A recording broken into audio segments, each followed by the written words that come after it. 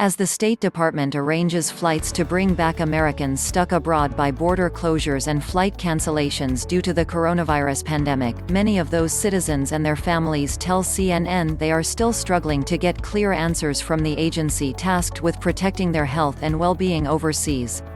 State Department officials told reporters Monday that they are organizing 16 flights in the next few days, deploying an emergency fund to charter flights and discussing the use of Defense Department and Department of Homeland Security planes to transport stranded Americans, some 13,500 of whom have reached out for help getting home and are now being tracked by the department.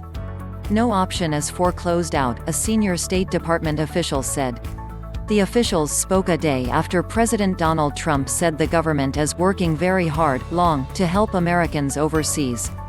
Vice President Mike Pence added that, "We've been working very diligently through the State Department to make it possible.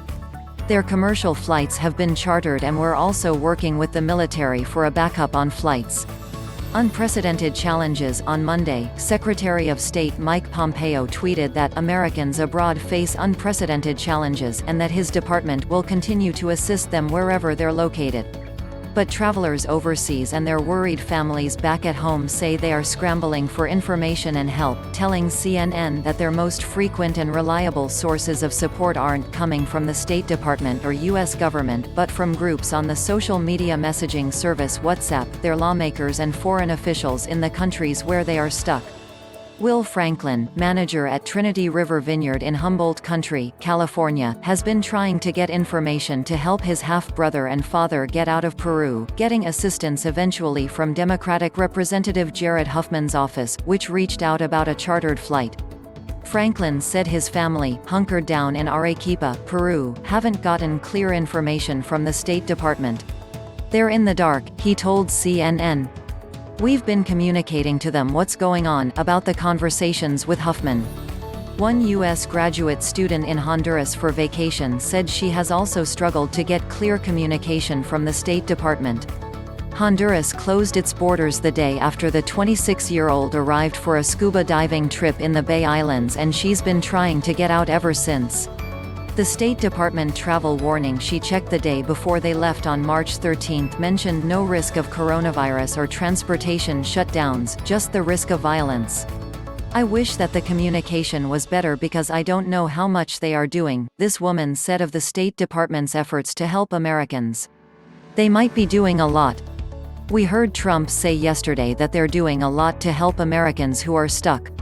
We aren't seeing any of that."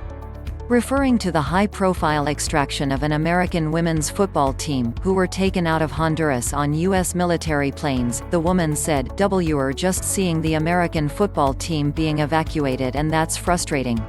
For all I know they're paying United a bunch of money to come down here." In contrast, the offices of both New Jersey's Democratic Senators, Cory Booker and Robert Menendez, have reached out to her mother to offer help. Like the other Americans CNN spoke to, she had enrolled in the Safe Traveler Enrollment Program, or STEP, but her attempts to reach the U.S. Embassy or consulate have been frustrating. After sending email to the consulate to ask if she could trust outreach by the local Honduran governor of the Bay Islands, she received an email that didn't respond to the question but told her to keep trying commercial flights. Like many other Americans stuck overseas, this student has turned to a WhatsApp group. Her other reliable source of information is the Bay Islands Governor, Dino Silvestri, who is holding daily webcast briefings to answer questions from stranded foreigners and convey information about airlines and flights. "It was worth it. He's where all of our information is coming from. A lot of people are frustrated that we're hearing from him and not our government," the student said.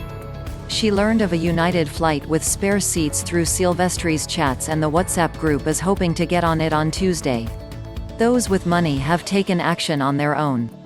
Fred Warkentine arranged his own 6-person charter for his family to get them from Roatan, Honduras, to Miami on Sunday night. They are flying from Miami to Louisville on Monday. He told CNN it cost $15,000. Which was a huge sum, but when your airline has abandoned you and we were concerned the U.S. was going to close their borders, and factoring cost to stay in Roatan, the changing uncertainty of things in Roatan, and lost income, we felt it was worth it. Warkentine estimated that there were at least 800 U.S. citizens still stuck on the Bay Islands. He said a large charter left later on Sunday night. Dale Buckner, the CEO of Global Guardian, the private security firm which arranged that charter, said it transported 144 Americans at the cost of $1,300 per seat. Buckner estimates that his firm has repatriated roughly 2,000 people to the U.S., and will bring back approximately 600 to 800 more Americans in the next 24 to 30 hours if all goes according to plan. Asked by CNN what message they want to send frightened Americans overseas trying to get home, state officials essentially say, "Get out while you can," a foregone option for many stuck in countries where borders suddenly closed and flights were canceled.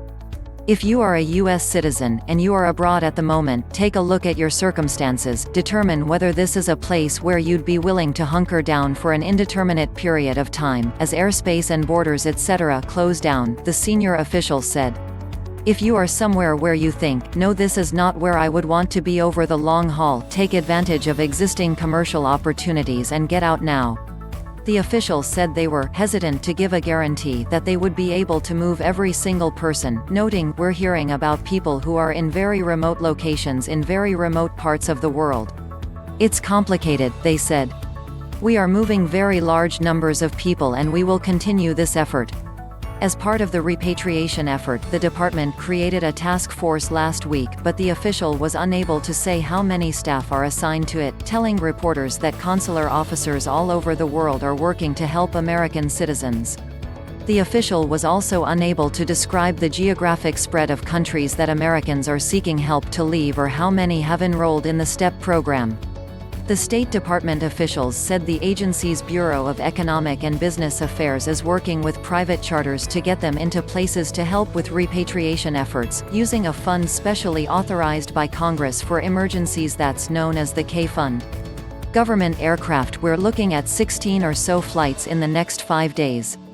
And we've got additionally about 1,600 passengers, over 1,600 passengers identified for those flights with room for more," the senior official said. They said that in addition to the K-Fund charters, they are using Defense Department backhaul, or returning, flights in some cases. "We're also working with the Department of Homeland Security. They're flying planes into Central America, and they are prepared to bring folks back on those aircraft. So it's a variety of different U.S. government aircraft," the senior official said. Space on these flights will be prioritized for those with vulnerabilities like age and medical conditions. If we have somebody who is 70 years old with an underlying condition such as diabetes or heart disease, that person is going to get a higher priority on one of those flights than the hale and hearty 20-year-old, they said. That official said about 5,700 people had been brought back, and the great majority of those were coming back through State Department chartered aircraft, including more than 800 from Wuhan, China, in late January, more than 300 from Yokohama, Japan, and approximately 1,200 came out of Morocco last week. On Monday afternoon, the U.S. Embassy in Guatemala announced a second charter flight had left the country. "We plan 2 more flights tomorrow, and 2 on Wednesday," they said in a tweet. Meanwhile, the U.S. Embassy in Peru said that to date, approximately 600 Americans have departed Peru on charter flights. Be advised that the government of Peru is limiting air traffic to repatriation travel for U.S. citizens facilitated through the U.S. government. Beware of scams.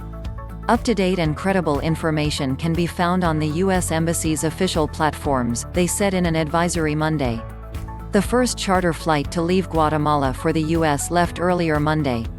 "We are committed to helping Americans return home during #COVID-19, the embassy wrote in a tweet along with a video of the plane taking off.